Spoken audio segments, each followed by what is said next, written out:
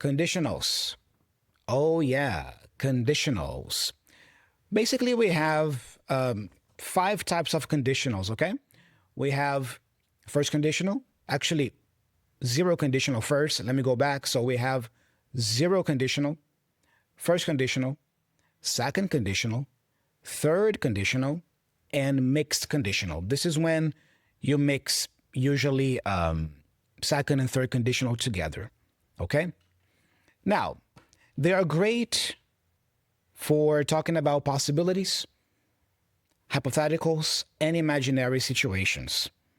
Mastering the zero, first, second, third, and mixed conditionals truly unlocks your ability to express complex ideas.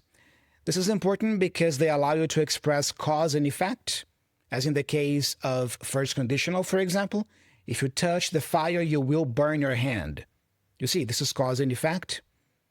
Make predictions, discuss hypothetical scenarios, and even express regret or possibility in the past. You can communicate all these things by mastering conditionals. They are vital for sophisticated discussions and problem solving. Let me give you some examples here. First conditional. If it rains tomorrow, we will stay inside. You see, that's a future plan, a likely outcome, or even a prediction about your future. If it rains tomorrow, we will stay inside. An example with second conditional. If I won the lottery, I would travel the world. This is a hypothetical situation. It's not real. I mean, the truth is, I haven't won the lottery. Probably I won't win the lottery, but let me just play with the imagination here a little bit. If I won the lottery, I would travel the world. You see, I am just imagining something that is not really true at the moment I'm speaking. What about third conditional? If I had studied harder, I would have passed the exam.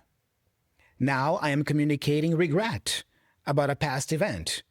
What truly happened here?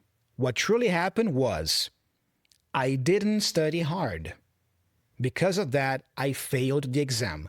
That's what happened. I didn't study hard, and because of that, I didn't pass. Now, in the present moment, I want to express regret about this, so I use third conditional. Oh man, if I had studied harder, I would have passed the exam. You see? What about mixed conditionals? Look, if you had listened to me, you wouldn't be in this mess now.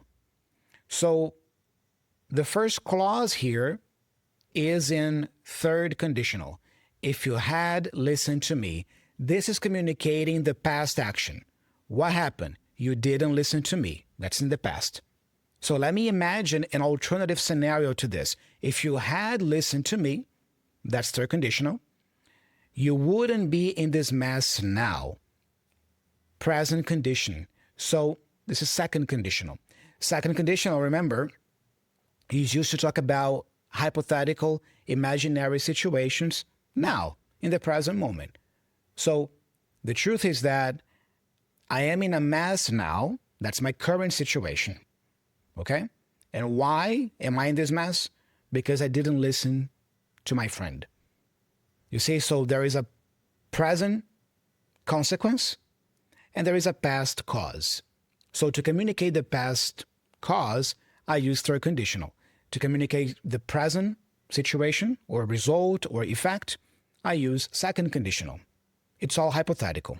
Again, if you had listened to me, the truth is that you didn't, you wouldn't be in this mess now. But the truth is that you are in this mess now. You see, so you are connecting past conditions to present consequences. Really cool, isn't it?